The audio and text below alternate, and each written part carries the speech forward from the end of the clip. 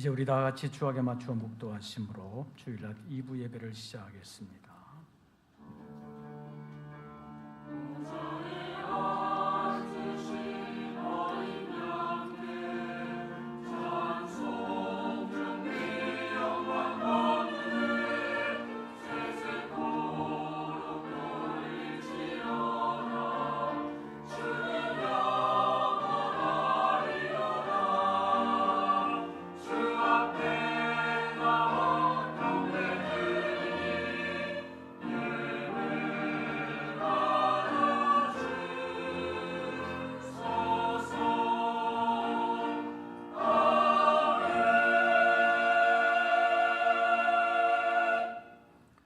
너희 만민들아 손바닥을 치고 즐거운 소리로 하나님께 외칠지어다.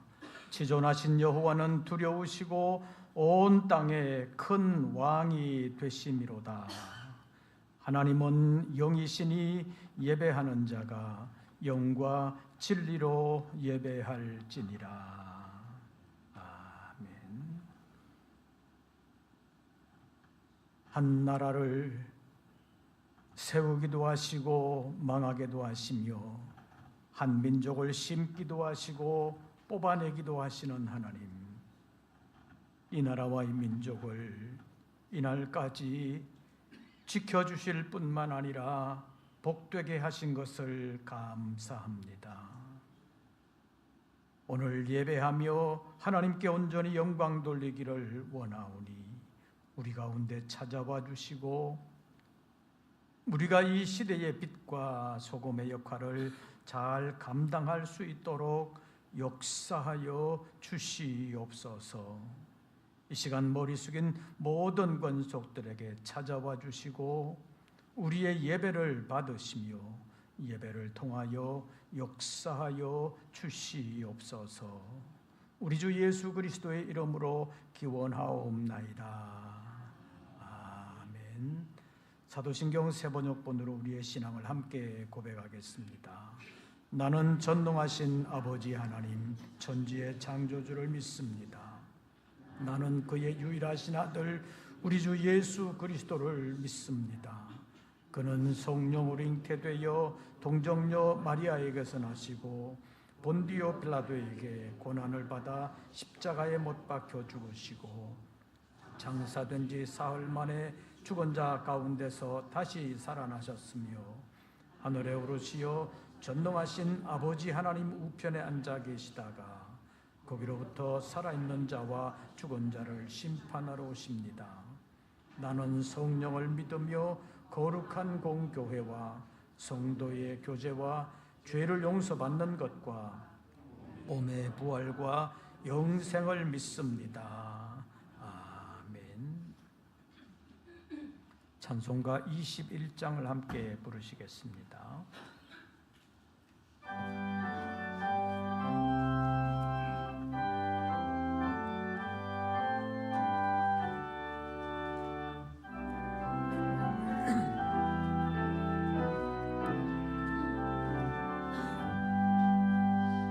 다 찬양하여라 전능한 창조의 주께 내 혼아 주 찬양 평강과 구원의 주님 성도들아 주 앞에 이제 나와 즐겁게 하여라.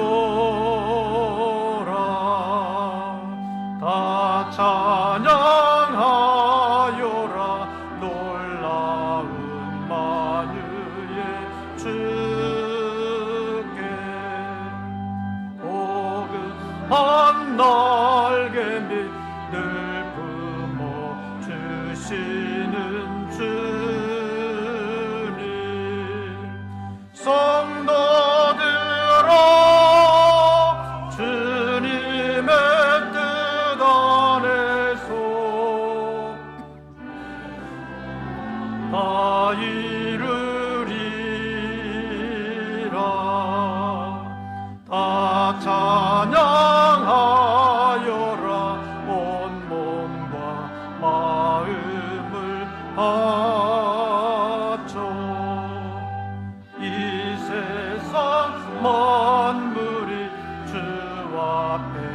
나라와 찬양 성도들아 기쁘게 소리 높여 영원히 찬양하여라.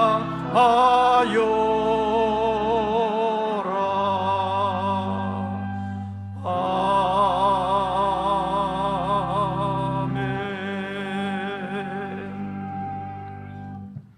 오늘의 성시교독은 101번입니다.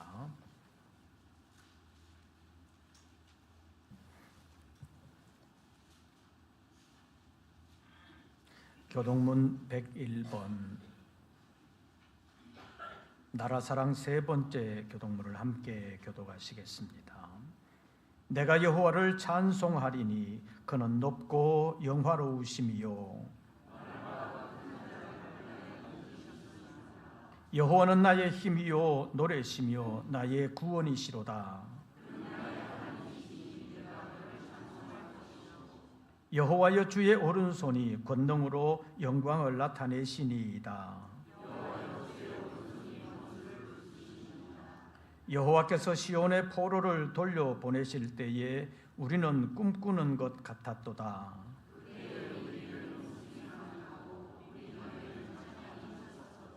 그때 문나라 가운데서 말하기를 여호와께서 그들을 위하여 큰 일을 행하셨다 하였도다.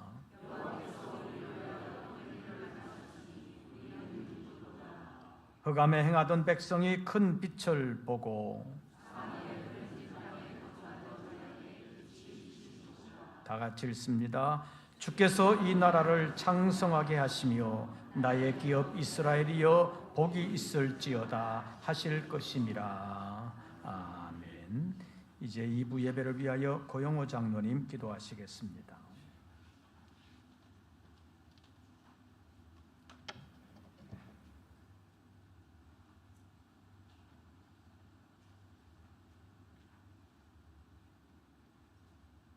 영접하는 자, 곧 그 이름을 믿는 자들에게 하나님의 자녀가 되는 권세를 주셨으니라는 말씀과 같이 우리를 부르시고 택하여 주시어 하나님의 자녀로 삼으시고 거룩한 주의 날 하나님께 예배드릴 수 있도록 인도하여 주시니 감사합니다.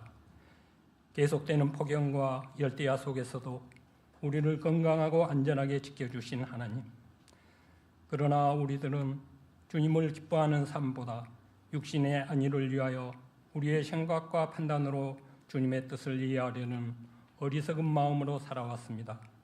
주님, 우리의 허물을 용서하여 주옵시고 이 시간 진리의 말씀 안에 우리가 새롭게 되어 주님의 뜻을 분별할 수 있는 믿음의 사람으로 바로 서게 하옵소서. 하나님 아버지, 이번 주간은 제79주년 8.15 광복절을 맞이하게 됩니다. 일제강점기의 어두운 그늘에 갇혔던 잃어버린 나라의 주권을 되찾을 수 있게 광복의 기쁨을 주심을 감사합니다.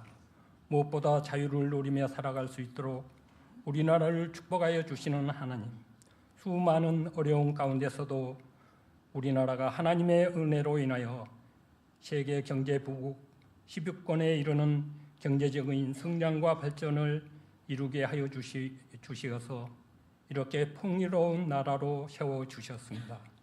그러나 하나님의 축복의 가치를 모르고 하나님을 대적하는 악한 세력과 국가의 미래와 국민을 위한 정책보다 자기의 권력에 눈이 어두워 정쟁을 일삼는 위정자들, 또 하나님의 부르심을 받고 믿음으로 산다고 하면서 세상으로 향한 한국교회와 그리스도인들의 교만을 용서하여 주옵소서. 주님, 이 나라의 모든 백성이 하나님을 두려워하는 마음을 갖게 하여 주옵소서. 한국교회와 그리스도인들도 믿음의 선조들처럼 나라를 위하여 기도하며 빛으로 소금으로 선한 영향력을 끼칠 수 있게 하시어 이 땅의 자유민주주의가 지속될 수 있는 나라로 하나님의 통치와 다스림에 순종하고 의지하는 나라가 될 수 있도록 인도하여 주옵소서. 우리나라를 위하여 기도합니다. 영국 사명자 성회와 여름 성경학교를 은혜롭고 안전하게 마칠 수 있도록 인도하여 주심을 감사합니다. 이제 9월달 예정되어 있는 태국 사명자 성회도 잘 준비하여 기쁨으로 감당하도록 사랑과 섬김을 다한 우리 성석교회가 될 수 있도록 인도하여 주시옵소서. 이 시간 함께 예배드리기 원하지만 건강이 허락되지 않고 환경의 어려움으로 예배 자리에 참석하지 못한 성도들에게 동일한 은혜로 함께하여 주시옵소서. 말씀을 대언하시는 목사님 은혜의 장중에 붙들어 주시고 주시는 사역을 감당할 때마다 피곤치 아니하도록 영육을 강건함으로 인도하여 주옵소서.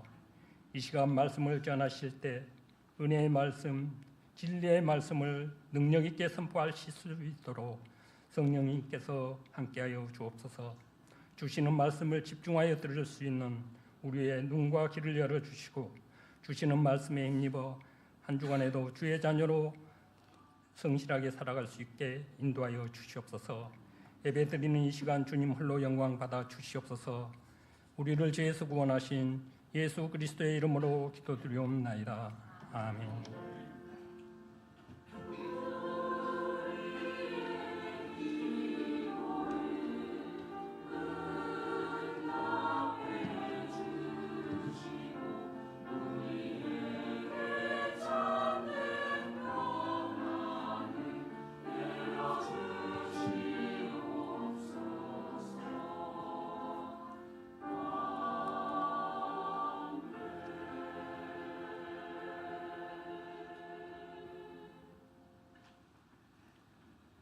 오늘 우리에게 주시는 하나님의 말씀을 찾습니다. 구약성경 창세기 제15장입니다.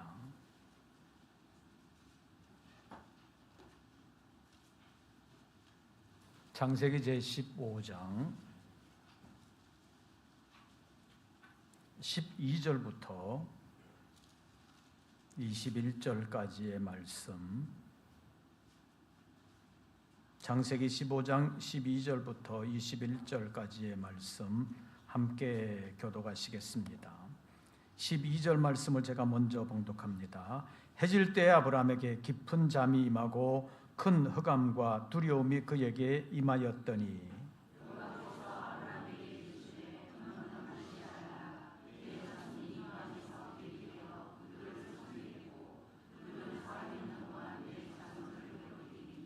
그들이 섬기는 나라를 내가 징벌할지며 그 후에 내 자손이 큰 재물을 이끌고 나오리라.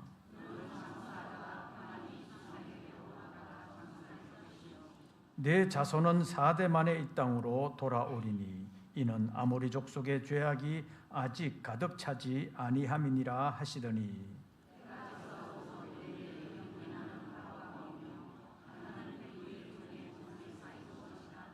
그날에 여호와께서 아브람과 더불어 언약을 세워 이르시되 내가 이 땅을 애굽 강에서부터 그 큰 강 유브라데까지 내 자손에게 주노니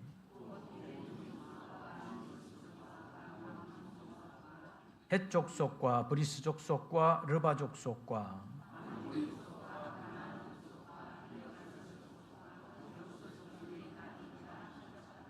아멘. 이제 임마누엘 성가대 찬양이 있겠습니다.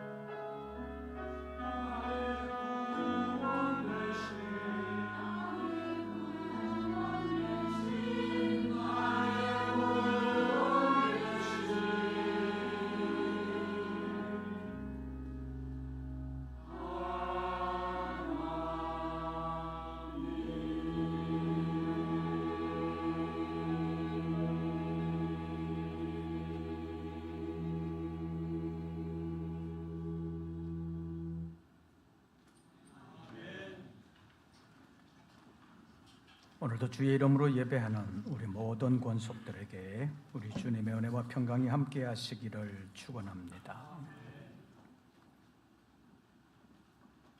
우리가 세상을 살아가다 보면 입에 혀처럼 군다는 말을 종종 들을 때가 있습니다. 입의 혀는 자기가 알아서 척척 일을 합니다. 그런데 우리가 밥을 먹을 때 의사들의 권면은 어떻게 먹으라고 그래요? 꼭꼭 오래 씹으라고, 오래 꼭꼭 씹으라고 말을 합니다. 근데 그 말을 듣는 여러분들이 그 씹을 때 혀는 어떻게 움직이는지 생각해 보셨어요? 별로 생각 안 해보셨을 거예요. 왜냐하면 입에 혀처럼이라는 말같이 우리가 별로 생각 안 해도 혀가 지 스스로 알아서 잘 기능을 해주기 때문입니다. 그래서 굳이 혀가 어떻게 움직여야 되는지 우리가 생각할 필요가 없습니다. 그런데 요즘 제 입의 혀는 흔히 말하는 입의 혀처럼 기능을 제대로 잘 못하는 것 같습니다. 요즘 와서 제가 제 혀를 종종 씹습니다. 음식을 먹을 때마다 왜 씹히는지 잘 모르겠습니다. 제가 마음대로 혀를 움직이는 것이 아니기 때문에 왜 씹히는지도 잘 모릅니다. 그래서 요즘 제 혀가 피곤하다고 시비를 하는지 평소에 안 씹던 혀를 종종 씹게 되는데 내 의지대로 한다면 안 씹어야 되겠다 그렇게 생각하지만 내 움직이는 것이 내 마음대로 움직여지는 것이 아니기 때문에 씹히는 것도 왜 씹히는지를 알 수가 없습니다. 그래서 요즘 저에게는 입안의 혀처럼이라는 말이 제 기능을 발휘하지 못하는 상황이 되었습니다. 이처럼 우리 몸 안에서 자동적으로 제 역할을 해주는 불수의근이라는 근육이 있습니다. 이것은 내 의지대로 내가 스스로 통제하지 않아도 자기가 알아서 움직이면서 우리가 생명을 유지해 나갈 수 있도록 움직이는 근육을 말하는 것입니다. 그런데 우리 혀는 음식 먹을 때는 자기가 알아서 움직여주는데 음식 먹지 않을 때는 또 우리가 마음대로 의지를 가지고 통제하면서 움직일 수도 있습니다. 그래서 여러분 지금 혀 내밀으라 그러면 내밀 수 있어요? 없어요? 내밀으라 그러면 내밀 수 있잖아요. 그런데 밥을 먹을 때는 어떻게 움직이는지 우리는 잘 모릅니다.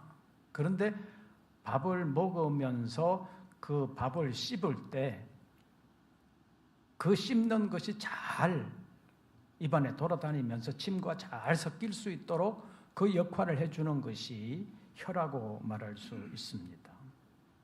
그래서 이 혀라는 것이 밥 먹을 때는 우리 마음대로 움직이지 아니하지만 자동적으로 움직여지는 불수의근이요, 밥을 안 먹을 때는 우리 마음대로 또 움직일 수 있는 수의근이라고 말할 수 있습니다. 하나님이 아주 신비롭게 만들어 주셔서 그렇게 된다고 볼 수 있습니다. 우리가 하나님을 섬기는데도 입의 혀처럼 자동적으로 하나님 기뻐하시는 방향으로 잘 움직여주면 얼마나 좋겠습니까? 또 우리가 의식하고 일부러 하나님을 기쁘시게 하려고 할 때도 말을 잘 들으면 얼마나 좋겠습니까? 그런데 현실로 보면 그렇지 못하고 반대로 가는 경우가 많습니다. 의식하지 못하는 경우에도 하나님 기뻐하시는 반대 방향으로 갈 때가 많고 의식하고 하나님 기뻐하는 방향으로 가야 되겠다라고 생각을 해도 반대로 가는 경우가 많습니다.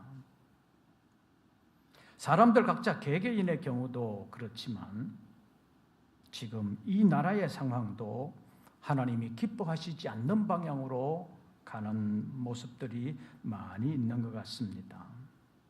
이런 일이 계속된다면 이 나라가 자유민주주의를 구가하는 발전 국가로 가는 것이 아니라 정치는 자유민주를 빙자한 기독교를 방해 내지는 박해하는 방향으로 가게 될 것이고, 문화는 하나님 없는 인간의 자유방종주의로 흐르게 될 것입니다.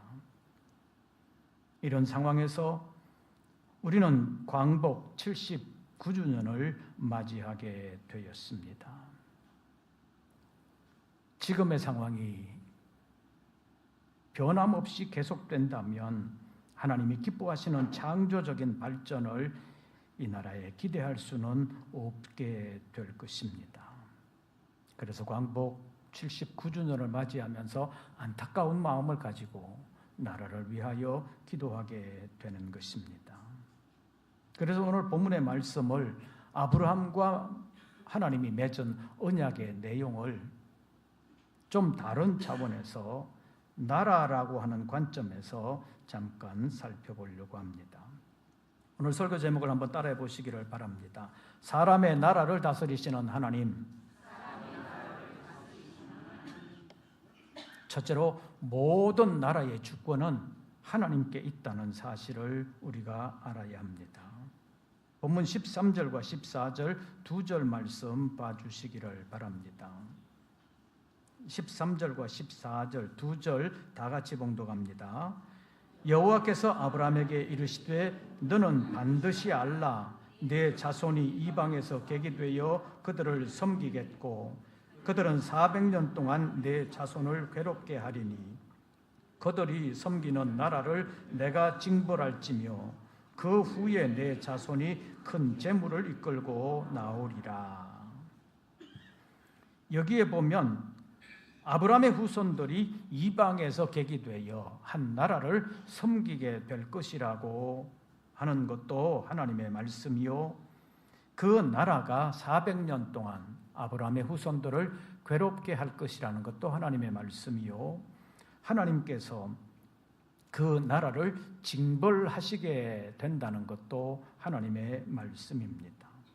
또 그 아브라함의 자손들이 그 땅에서 나와서 마침내는 가나안 땅으로 돌아와 한 나라를 이루게 될 것이라는 것도 하나님의 말씀입니다. 이것이 의미하는 바가 무엇이겠습니까?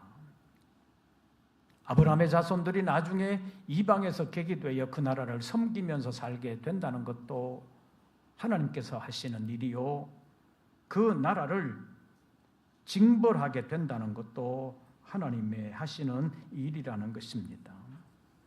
또 그 나라가 이스라엘 자손들, 아브라함의 자손들을 괴롭게 한다는 것도 하나님께서 하시는 일이라는 것입니다.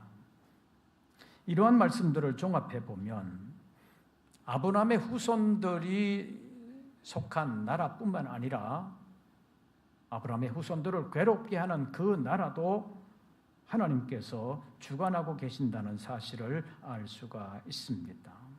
다시 말하면 모든 나라를 주관하시는 분은 하나님이시라는 말입니다. 우리나라 대한민국 헌법 제1조 1항은 대한민국은 민주공화국이다 이렇게 되어 있고, 제2항은 대한민국의 주권은 국민에게 있고 모든 권력은 국민으로부터 나온다 이렇게 되어 있습니다. 이 한마디를 여기 넣기 위해서 왕정제도의 종식과 자유민주주의 국가 건설을 위하여 얼마나 많은 사람들이 희생의 피를 흘렸는지 모르는 사람들이 많습니다.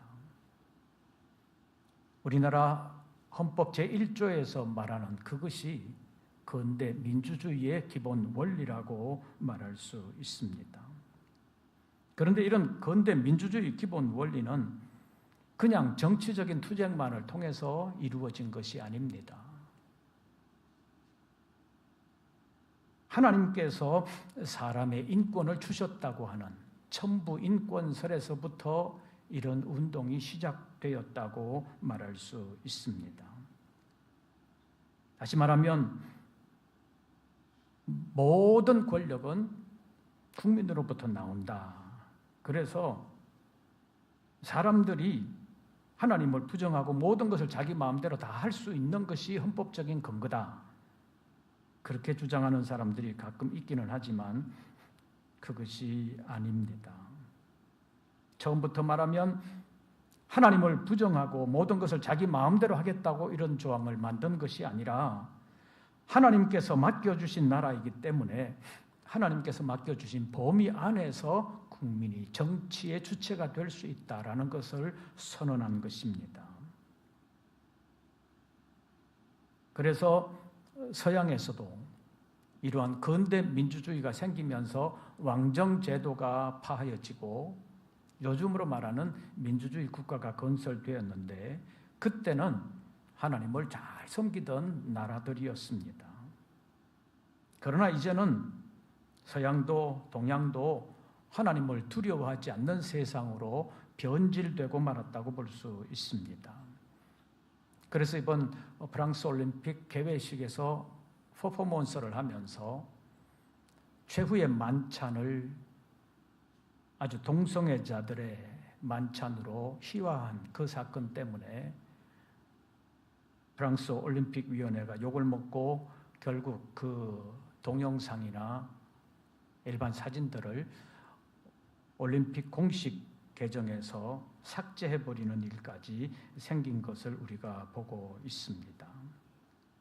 이제는 나라들이 앞다투어서 하나님이 기뻐하지 않는 법들을 만들고 문화들을 만들어가고 있다고 볼 수 있습니다.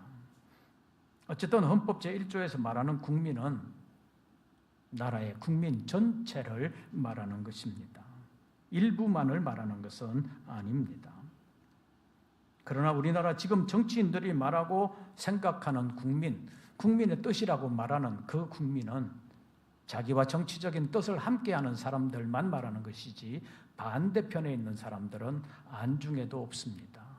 다시 말하면 자기 정치적인 입장과 다른 사람들은 국민이라고 아예 생각도 않는 것이라고 볼 수 있습니다. 광복절 79주년을 맞이하면서 정치계를 보면 정치적인 입장을 달리하는 사람들을 친일파로 몰아붙이면서 자기들의 정치적인 야욕을 채우려고 하는 것을 우리가 볼 수 있습니다. 나라가 하나님이 기뻐하지 않는 방향으로 가면 안 되는 것입니다. 나라의 흥망성쇠는 하나님의 손에 달려있는 것이기 때문입니다. 다니엘서 7장 3절 4절 말씀에 보면 하늘의 네 바람이 큰 바다로 몰려 불더니 바다에서 큰 짐승 넷이 나왔다는 표현이 있습니다. 여기서 바다에서 나오는 큰 짐승 넷이라는 것은 세상에 일어날 큰 제국 넷이라고 다니엘서 7장 17절에서 설명하고 있습니다. 이 말씀을 보면 한 제국이 망하고 새로운 제국이 일어나는 것은 하늘의 네 바람 때문이라고 말씀하고 있습니다. 즉 제국의 망하고 일어남이 하나님의 주권 안에 있는 일이라는 것을 보여주고 있습니다. 이것은 모든 나라의 흥망성쇠가 하나님의 손에 있다는 사실을 보여주는 것입니다. 하나님은 바벨론 제국의 느부갓네살 왕에게 다니엘서 2장과 4장에서 2번씩이나 바벨론을 다스리는 것은 느부갓네살 네가 아니라 하늘에 있는 하나님이다 라는 사실을 보여주었습니다. 그래서 바벨론이라는 나라도 하나님의 주권 하에 있다는 사실을 느부갓네살 왕으로 하여금 알게 했습니다. 광복 79주년을 맞이하면서 우리나라가 어떻게 광복하게 되었는가? 일제하에서 임시정부도 있었고 일제 세력들과 싸우는 광복군도 있었습니다. 그러나 그들의 힘이 일본을 무너뜨리고 우리의 독립을 찾아올 만큼의 힘이 되지는 전혀 못했습니다. 광복은 우리의 힘과는 상관없이 주어졌습니다. 하나님의 은혜라는 사실을 알아야 되는 것입니다. 하나님의 섭리 안에서 우리에게 독립을 주셨다는 사실을 생각하고 감사하면서 하나님의 뜻에 순종하는 나라가 되어야 앞으로의 복을 이어갈 수 있을 줄로 믿습니다. 두 번째, 나라의 경제 발전도 하나님의 손에 있다는 사실을 알아야 합니다. 본문 14절 말씀 보시지요. 14절 다 같이 봉독합니다. 그들이 섬기는 나라를 내가 징벌할지며 그 후에 내 자손이 큰 재물을 이끌고 나오리라. 아브라함의 자손들이 애굽에서 400년 동안 괴로움을 당하다가 거기에서 나오게 될 텐데, 나올 때 겨우 몸만 빠져나오는 것이 아니라 무엇을 이끌고 나오리라? 큰 재물을 이끌고 나오리라. 이 큰 재물이 가나안으로 가는 광야에서 큰 힘이 될 뿐만 아니라 나중에 가나안 땅에 들어가 아브라함의 자손이 이룰 나라를 위한 경제적인 기반이 되기도 하는 것입니다. 그런데 이것은 하나님께서 주시는 것이라는 말입니다. 아브라함 개인으로 보면 고향을 떠나서 새로운 땅 가나안에 살아남기도 벅찼을 것입니다. 그러나 하나님은 가나안 땅에서 흉년으로 피해간 애굽에서, 그리고 다시 돌아온 가나안 땅에서 아브라함이 겨우겨우 사는 것이 아니라 풍족하게 살아갈 수 있도록 물질의 복도 허락해 주신 것을 볼 수 있습니다. 그래서 이방 왕 아비멜렉도 하나님이 너와 함께 하시는 것을 내가 분명히 보았다고 말할 정도로 하나님의 보장과 복을 보았던 사람이 아브라함입니다. 우리말에 티끌모아 태산이라는 말이 있습니다. 사람이 열심히 노력을 하면 나름대로 부를 축적해 나갈 수가 있습니다. 그러나 큰 복은 자신의 노력만으로 이루어지지 않는다는 사실을 알아야 합니다. 그동안 우리나라가 정말 놀라운 발전을 통하여 이만큼 살게 된 것이 몇몇 지도자들의 덕분 없는 것은 아니지만 그들만의 공로라고 볼 수는 없는 것입니다. 특별히 우리나라가 이만큼 발전하게 된 것이 정치인들 덕분이 아니라는 사실은 가장 확실하게 말할 수 있을 것입니다. 우리 정치인들 때문에 기업하시는 분들은 제대로 못하겠다고 하는 말들이 자주자주 나옵니다. 그럼에도 불구하고 우리나라가 이만큼 살게 된 것은 정말 불가사의하게 기적 중의 기적이라고 말할 수 있습니다. 외국 사람들은 이것을 한강의 기적이라고 말합니다. 그러나 이것이 하나님의 은혜인 줄을 알아야 합니다. 한 나라의 경제 발전도 궁극적으로는 하나님의 손에 있음을 알아야 되는 것입니다.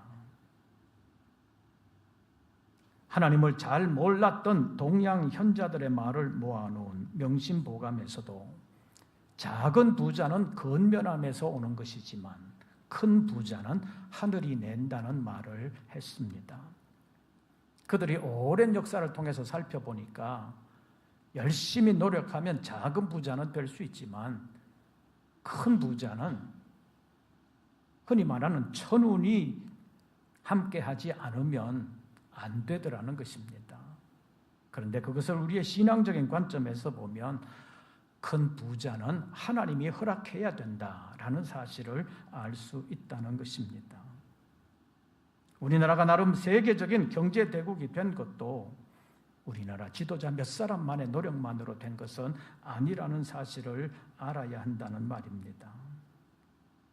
지금까지 우리가 살아오면서 자기 맡은 자리에서 밤낮 없이 일한 근로자들도 많이 있습니다.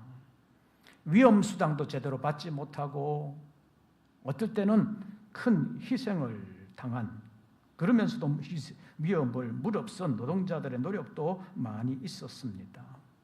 그런 사람들의 희생이 없었더라면 오늘의 경제 발전은 없었을 것입니다. 그러나 그것만 가지고는 경제 대국이 될 수는 없는 것입니다. 세계 여러 나라들도 나름 열심히 노력하고 있지만 경제 대국이 되지는 못하고 있는 것을 볼 수가 있습니다. 우리나라가 이만큼 된 것, 거기에는 결정적으로 하나님의 도우심이 있었다는 사실을 알아야 합니다. 저도 70년대와 80년대를 거치면서 대학 생활을 했습니다. 그때 민주화를 위한다고 하는 데모에 열심히 참여하기도 했습니다. 그러나 솔직하게 말하면 그런 정치 데모가 이 나라의 경제 발전을 가져온 것만은 아니라는 사실을 확실히 말할 수 있습니다. 우리나라의 역사를 조금 깊이 살펴보면 나라의 부흥과 교회의 부흥이 거의 맥을 같이 하고 있다는 사실을 찾아볼 수 있습니다. 나라의 발전을 통한 하나님의 뜻이 있다는 것을 우리에게 시사하는 것이라고 볼 수 있습니다. 일제로부터의 독립이 주어지고 6.25 전쟁을 통하여 공산주의 세력으로부터 자유가 주어진 것도 우리의 힘만으로 된 것이 아닙니다. 아까 말씀드린 것처럼 8.15 광복을 맞이한 것도 우리의 힘만으로 된 것이 아니요 6.25 전쟁에서 공산주의를 물리친 것도 우리의 힘만으로 된 것이 아닙니다.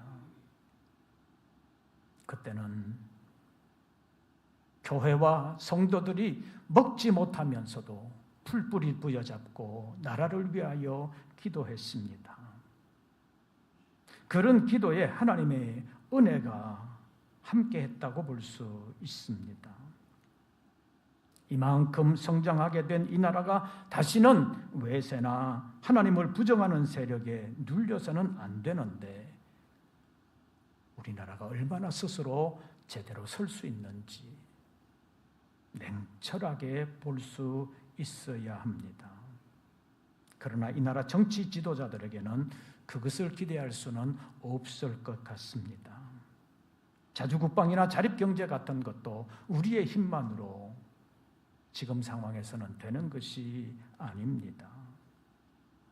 오죽하면 고 노무현 대통령이 대통령을 하면서 대통령 못 해먹겠다고 푸념을 했겠습니까? 국제적인 문제를 우리나라의 자체의 힘으로만 어떻게 할 수 없는 것은 당연한 일이지만 국내 문제도 대통령 마음대로 제대로 되는 것이 없더라는 것입니다. 이렇게 하려고 하면 이것이 걸리고 저렇게 하려고 하면 저것이 걸리고 모든 것들이 얽히고 설켜가지고 마음대로 안 되더라는 것입니다. 그가 말하기를 차라리 야당 대표로서 옛날 데모할 때가 훨씬 편했다는 것입니다. 데모할 때는 그냥 반대만 하면 되니까. 그러나 대통령이 되고 보니까 할 수 있는 게 별로 없더라는 것입니다. 야당이 반대해서가 아니라 국제적인 질서 가운데서 여러 가지로 얽히고 설킨 경제 현실 속에서 제대로 할 수 있는 것이 별로 없더라는 것입니다. 지금의 대통령이 정치를 너무 못한다고 내가 해봐도 그보다는 낫겠다고 말하는 사람들도 있습니다. 그러나 냉철하게 보면 누가 대통령이 돼도 지금 이 나라에서 제대로 할 수는 없습니다. 제대로 되는 게 없습니다. 인간의 마음대로 되는 것이 없기 때문입니다. 하나님이 허락해 주셔야 합니다. 그것을 알고 서로 협력해 나가야 되는데 현실은 그렇지를 못합니다. 지금 이 나라의 상황을 신앙적인 관점에서 보면 엉망이라고 말할 수 있고 점점 하나님으로부터 멀어지고 있다고 볼 수 있습니다. 왜 이렇게 되었습니까? 그 요인 가운데 중요한 것 한 가지가 있습니다. 정치가 하나님으로부터 멀어지는 것을 막지 못했다는 사실입니다. 정치가 하나님으로부터 멀어지는 것을 막지 못하니까 정치를 정치가 미는 교육이 하나님으로부터 멀어졌습니다. 정치가 미는 방송이 하나님을 떠나게 되면서 우리나라가 총체적으로 하나님으로부터 멀어지게 되었다고 저는 생각합니다. 그래서 지금 이 나라의 교육은 하나님을 떠난 상태라고 말할 수 있습니다. 지난번에도 말씀드린 것처럼 이제는 미션스쿨에서도 성경을 마음대로 가르치지 못하고 예배를 의무적으로 드리게 하지 못하는 시대가 되었습니다. 한국교회가 정신 차리지 못하고 각자의 일터에 있는 그리스도인들이 제때제때 제대로 대처하지 못하는 사이에 우리나라 교육법이 이미 그렇게 되었습니다. 지금 현재 사학법으로는 교육감이 뽑아주는 교사를 미션스쿨에서 받게 되어 있습니다.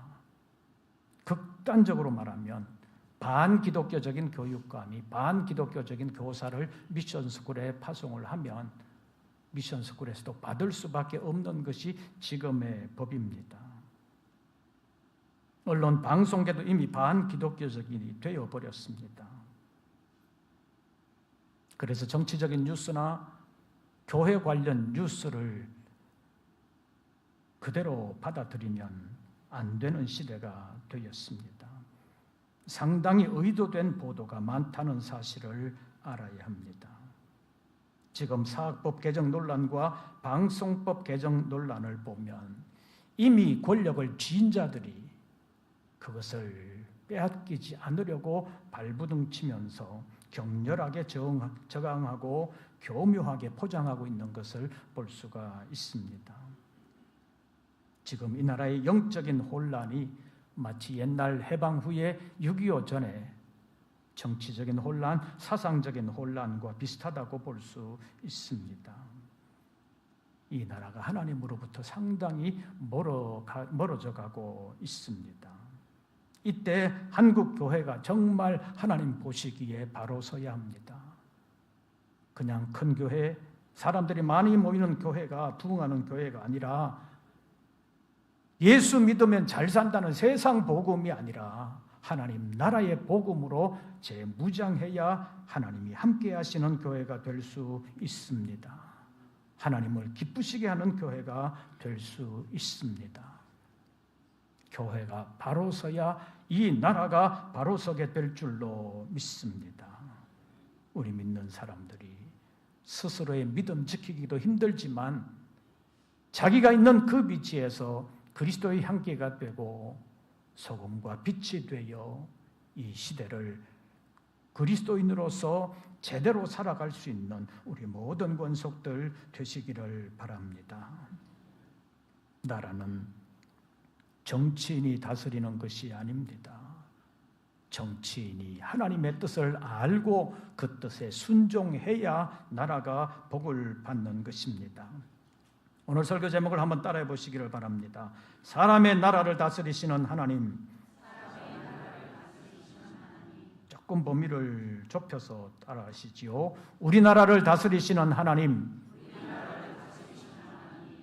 그 하나님의 마음에 드는 나라가 되도록 여러분들이 있는 그곳에서 복음을 위하여 충성스럽게 살아드리고 하나님의 영광이 가려지는 일들이 있을 때 그것을 적극적으로 막아 나갈 수 있는 십자가의 용사들 되시기를 바랍니다.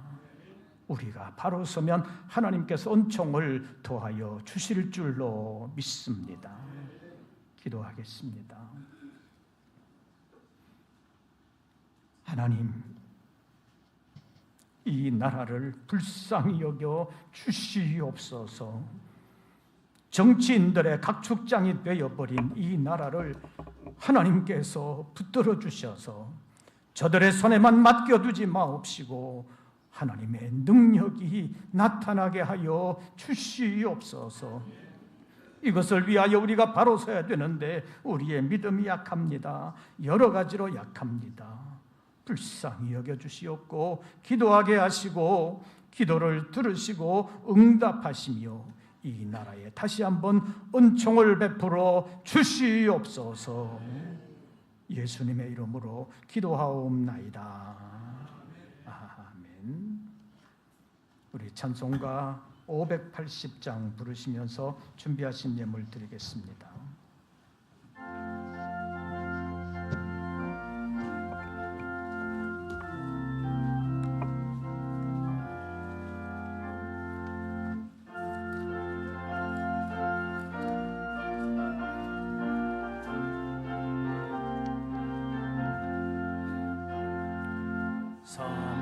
삼천리반도 금수강산 하나님 주신 동산 삼천리반도 금수강산 하나님 주신 동산 이 동산에 알릴 만한 사방의 일꾼을 부르네 어디 나라에 일 가려고 그 누구와 답을 할까 일하러 가세 일하러 가 삼천리 강산 위에 하나님 명령 받았으니 안도강산에 일하러 가세 삼천리반도 금수강산 하나님 주신 동산 삼천리반도 금수강산 하나님 주신 동산 봄 돌아와 밭 갈 때니 사방의 일꾼을 부르네 어디 나라에 일 가려고 그 누가 대답을 할까 일하러 가세 일하러 가 삼천리 강산 위에 하나님 명령 받았으니 안도강산에 일하러 가세 삼천리반도 금수강산 하나님 주신 동산 삼천리반도 금수강산 하나님 주신 동산 곡식이고 거둘 때니 사방의 일꾼을 부르네 어디 나라에 일 가려고 그 누가 대답을 할까 일하러 가세 일하러 가 삼천리 강산 위에 하나님 명령 받았으니 안도강산에 일하러 가세 기도드리겠습니다. 지금도 살아계시며 우리의 예배를 통하여 영광 받으실 하나님께 정성으로 예물을 올렸습니다. 생업과 직장, 자신의 행하는 모든 일들을 주님께 맡기며 11조와 감사 예물, 선교의 예물과 서원했던 예물을 주님 앞에 올립니다.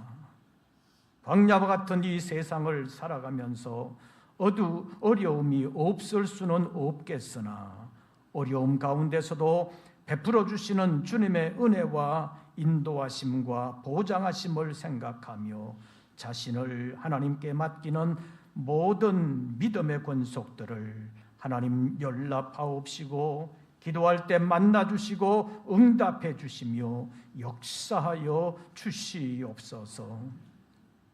육체가 연약하여 치료의 과정 중에 있는 심령들 능력의 손으로 안수해 주시고 속히 강건함을 회복할 수 있는 은혜를 베풀어 주시옵소서. 믿음이 연약해진 심령들 열심히 식어져서 주의 날을 제대로 지키지 못하는 심령들 가운데도 주님 찾아가 주시고 그 마음에 역사해 주시어서 다시 한번 열심을 내는 하나님의 사람들이 될 수 있도록 성령으로 역사하여 주시옵소서. 저희들 다시 세상으로 나아갑니다.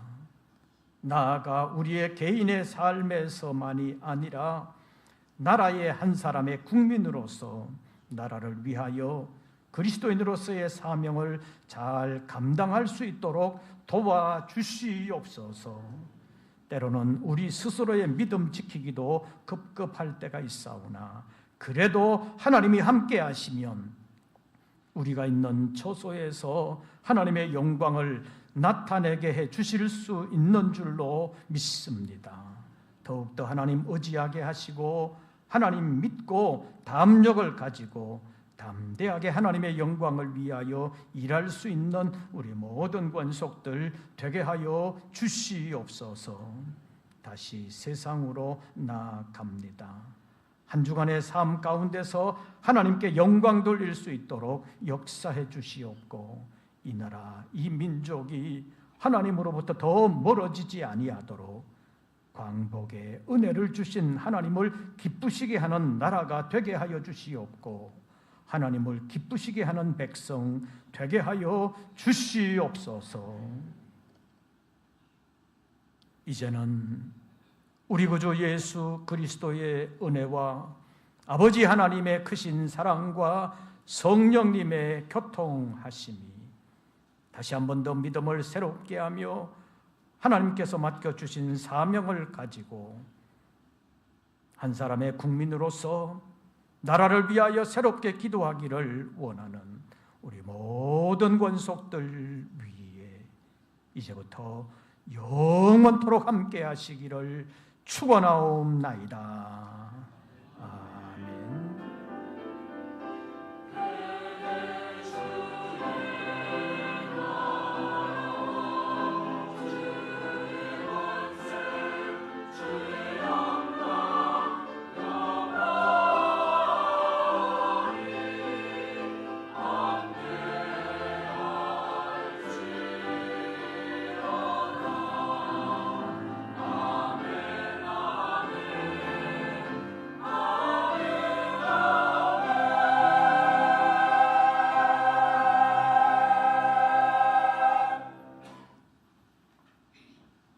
광고 말씀 드리겠습니다. 오늘 점심 식사할 때 수박이 나올 텐데 그 수박은 여러분들이 식사하시면서 마음 모으기로 해서 여러분들이 헌금에 동참해 주신 분들의 그 헌금을 통해서 물론 그것만 가지고 다 되는 것은 아니었지만 그래도 그것에 헌금을 보태서 교회 재정을 보태서 수박을 오늘 식사 후에 간식으로 드리게 되겠습니다. 마음모기에 함께 참여해 주신 분들에게 감사를 드립니다. 그리고 무더위 관계로 지난주일 광고 드린 것처럼 구역예배와 금요기도회를 9월 첫째 주간까지 쉬게 되겠습니다. 그래도 더 열심 낼 수 있도록 모이지는 않지만 여러분들의 믿음이 더 강해지고 자라날 수 있도록 힘써 주시기를 바랍니다. 교회학교 부서 여러 맹사가 모두 다 마쳤습니다. 기도해 주신 분들에게 감사를 드리고 다음 세대가 믿음으로 잘 자라날 수 있도록 특별히 관심을 가지고 기도해 주시기를 바랍니다. 제34차 태국 사명자 성회가 9월 첫째 주간에 있습니다. 이제 한 달도 안 남았는데 특별히 기도해 주시기를 바랍니다. 그리고 여름철 무더위 때문에 고생하시는 분들이 있습니다. 에어컨을 잘 사용할 수 있도록 더위 타시지 않는 분들이 특별히 더 협력해 주시기를 바랍니다. 저도 지금 뒤에 선풍기를 안 틀었더니 굉장히 지금 덥습니다. 에어컨이 있는데도 잘 틀지 못하는 경우가 있습니다. 그래서 더위 안 타시는 분들이 좀 나름대로의 옷을 준비해 오셔서 에어컨을 잘 틀 수 있도록 협력해 주시기를 바랍니다. 그리고 지하주차장 차량 후진 출차를 위해서 입구에 있는 장애인 주차 구역 2칸을 비워두시기를 바랍니다. 그래야 통로에 있는 차들이 후진해서 방향을 바꾸어서 나갈 수가 있습니다. 주차하시는 분들 특별히 협력해 주시기를 바랍니다. 그리고 다음 주 오후 예배는 임마누엘 성가대 헌신 예배로 드리게 되겠습니다.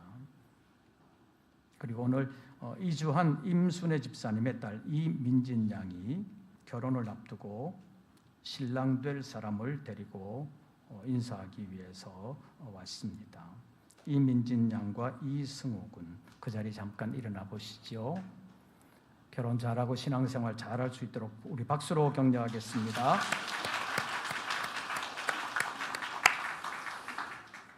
새로운 한 주간 주 안에서 평안하시고 승리하시기를 빕니다.